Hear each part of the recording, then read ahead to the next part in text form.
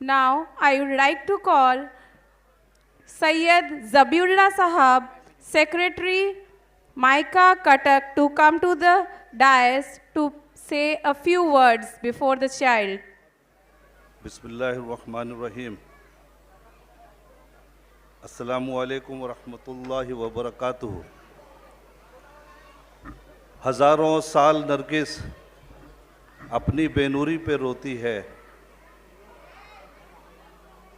हज़ारों साल नरगिस अपनी बेनूरी पे रोती है। बड़ी मुश्किल से होते हैं चमन में दीदावार पैदा। आज हमारी खुशकिस्मती है, दो सितारे, एक कटक बाराबटी एमएलए के रूप में और एक उम्मीद पब्लिक स्कूल के फाउंडर वली रहमानी साहब और सोफिया फिरदौस हमारे बीच तशरीफ़ फरमा है। मैं कटक भाईचारा की शहर में उनका इस्तकबाल करता हूँ मायूका पब्लिक स्कूल इमारत पब्लिक स्कूल की तरफ से, और उनका शुक्रगुजार हूँ कि काफ़ी कीमती वक्त देकर जो कटक शहर आए हैं। कटक शहर एक भाईचारा का शहर है। मैं मुख्तसर सा बात आपको कहना चाहूँगा। मुझसे पहले दोनों मौलाना ने कुछ आप लोगों के सामने पेशकश की है, पढ़ाई के बारे में तफसील बयान किया है। कटक शहर एक ऐसा शहर है जिसको हम भाईचारा का शहर कहते हैं। हमारी बच्ची सोफिया फिरदौस, जो आज कटक बाराबटी की एमएलए के शक्ल में आपके सामने बैठी हैं, कटक के भाईचारा शहर के लोगों का शुक्रगुजार हूँ कि उन्होंने बहुत ज़्यादा तादाद में इनको वोट देकर जिताया, और मैं इमारत शरिया की तरफ से इनको आज के प्रोग्राम में मुबारकबाद पेश करता हूँ। कटक शहर एक ऐसा शहर है जिसमें जब इलेक्शन चल रहा था तो 4-5 राउंड के बाद में मुझसे हमारी भांजी साहिबा ने कहने लगी कि मामा जान दुआ कीजिए, मैं ज़रा सा पीछे में हूँ। आप लोगों को बता देना चाहता हूँ कि इस भाईचारा शहर में जहाँ हिंदू, तेलुगु, मारवाड़ी, मुस्लिम, हर ज़ात के लोग, आप किसी को भी पूछिएगा तो 6-8 जनरेशन से ज़्यादा कटक में वो ज़िंदगी गुजारे हैं, और इसीलिए ये भाईचारा कहलाता है। यहाँ की अपनी एक तहज़ीब है, और उस तहज़ीब के मुताबिक कुछ लोगों ने मुझसे पहले इलेक्शन से कह दिया था कि भाई सोफिया कटक की बच्ची है, कटक की लड़की है, कटक की बहू है, कटक की भांजी है, उसको जिताना है और किसी भी सूरत वो जीत रही है। तो मैंने यही लफ्ज़ सोफिया से कहा कि सोफिया तुम परेशान मत हो, 8000 से ज़्यादा, अब 6 नंबर से बाद में 7, 8, 9, 10 जब काउंटिंग शुरू होगा तो तुम इंशाल्लाह 8000 से ऊपर वोट से जीतोगे। और ऐसे ही हुआ, 8002 वोट से उन्होंने जीता। ये कटक के अवाम का मैं शुक्रगुजार हूँ जो यहाँ पे भाईचारा का मोहब्बत दिखाते हुए हमारी एमएलए जो हमारे साथ बैठी हैं, हमारी बच्ची हैं, आज हमारे साथ हमारे बीच में है। लिहाजा मैं शुक्रगुजार हूँ कटक के अवाम का जो उनको इतना ज़्यादा वोट से जिताया। 14-15 साल की उम्र के थे वली रहमानी साहब, जिनको मैं हमेशा देखता रहता था कि जब कभी भी वो टीवी शो में वगैरह में आते थे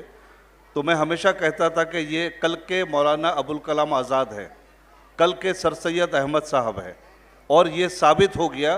कि आज इन्होंने जो उम्मीद पब्लिक स्कूल फाउंडर जो बन करके वो बंगाल में कायम किए हैं, ये एक मिसाल दे चुके हैं कि अगर कोई भी इंसान डेडिकेटेडली लगे स्कूल कायम करने के लिए, लिहाजा उसके पास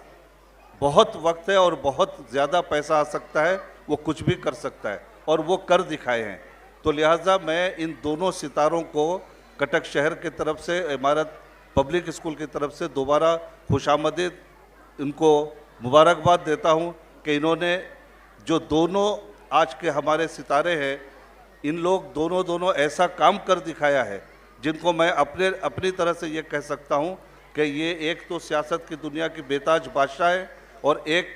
खिदमत खल्क के दुनिया के बेताज बादशाह है। लिहाजा मैं आप लोगों का ज़्यादा वक्त न लेते हुए,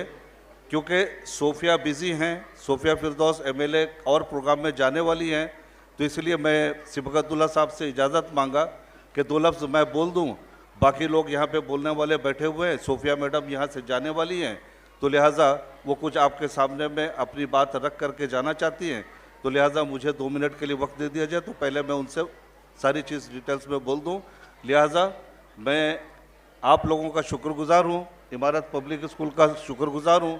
जो हर वक्त इमारत शरिया हर काम में मुझे इन्वॉल्व करते हैं और मैं उनको हमेशा उनकी मदद के लिए खड़ा रहता हूं। मुख्तसर सा चीज़ मैं आपके सामने रखना चाहूँगा कि जिस वक्त इमारत शरिया यहाँ पे बनना शुरू हुआ, तो ये 1921 में मौलाना आज़ाद के ज़रिए से इमारत शरिया बना था, और यहाँ मौलाना बरकतुल्ला मरहूम ये इमारत शरिया यहाँ लाए थे कटक, और उस ज़माने से इमारत शरिया चल रहा था, मगर कोई बहुत ज़्यादा एक्टिविटीज़ में नहीं थी। एक शख्स का अगर मैं नाम नहीं लूँ तो शायद उनके लिए बेइंसाफ़ी होगी, मौलाना हफीज़ साहब, जो 90 के ज़माने में, 80 और 90 के ज़माने में उड़िया बाज़ार में ऑफिस किए, दरगाह बाज़ार में ऑफिस किए, फिर ऐसा हुआ कि एक ज़मीन खरीदी, वो ज़मीन में वो नाकामयाब हुए वहाँ स्कूल कायम करने में, लिहाजा दूसरी जगह जब ज़मीन लिया तो कुछ लोगों ने वहाँ पे फिलिंग लगा करके उस ज़मीन को महरूम कर दिया दखल से, तो लिहाजा उस वक्त मुझे वो उन्होंने कहा कि भैया ऐसे ऐसे बात है, क्या किया जाए, तो वो ज़मीन को बिका करके आज पेंशन लाइन में ज़मीन खरीदी गई। तो इनको उस वक्त में मौलाना हफीज़ साहब कहे कि भाई ज़मीन तो हो गई, इसमें कंस्ट्रक्शन के लिए मुझे किसी को आप बात करा दो, तो मैं शुक्रगुजार हूँ यूनाइटेड इंजीनियर्स के राशिद शकील हसन साहब का, जिनसे मैं और मौलाना हफीज़ साहब बात किए, और उन्होंने कहा कि भैया देखिए मैं तो वहाँ बिल्डिंग बना दूंगा, आप सिर्फ जिम्मेदारी ले लीजिए कि मुझे पैसा मिल जाएगी। तो बिल्कुल कॉस्ट टू कॉस्ट में उस वक्त रॉड अगर 2800 रुपये का हो चुका था, 28 से 48 हो चुका था, ये 28 का एडवांस किए थे, तो 2800 सब मटेरियल्स को कॉस्ट टू कॉस्ट में 46 लाख का काम करके, और वो 3 साल बाद उनको हम रकम अदा किए। उनका भी मैं शुक्र अदा इसलिए करता हूँ कि जो हमको इमारत खड़ा करने में बहुत ज़्यादा मदद की है, तो उनका शुक्रगुजारी अगर न करूँ तो उनके साथ बेइंसाफ़ी होगी। हमारे एमएलए साहब, इनके वालिद साहब मेरे बहनोई मुकीम साहब, वो भी यहाँ पे जो है फंड एमएलए फंड से दिए हैं, और मैं सोफिया मैडम से रिक्वेस्ट किया हूँ कि एक 10 लाख रुपया अब जो काम चल रहा है इसको आगे बढ़ाने के लिए, क्योंकि वहाँ पाइलिंग फाउंडेशन है, बिल्कुल पाइलिंग है, 5 मंजिला चढ़ सकता है, 6 मंजिला चढ़ सकता है। स्कूल बहुत दिनों बाद में इमारत शरिया की तरफ से हुआ है, लिहाजा आप एक एमएलए फंड से 10 लाख रुपये इमारत शरिया को दे दें, तो लिहाजा काम आगे बढ़ जाएगा और क्लासेस बढ़ जाएंगे। लिहाजा मैं अपनी बात को यही ख़त्म करते हुए आप सबसे रुखसत ले रहा हूँ। जय हिंद, अल्लाह हाफिज़, अस्सलाम वालेकुम।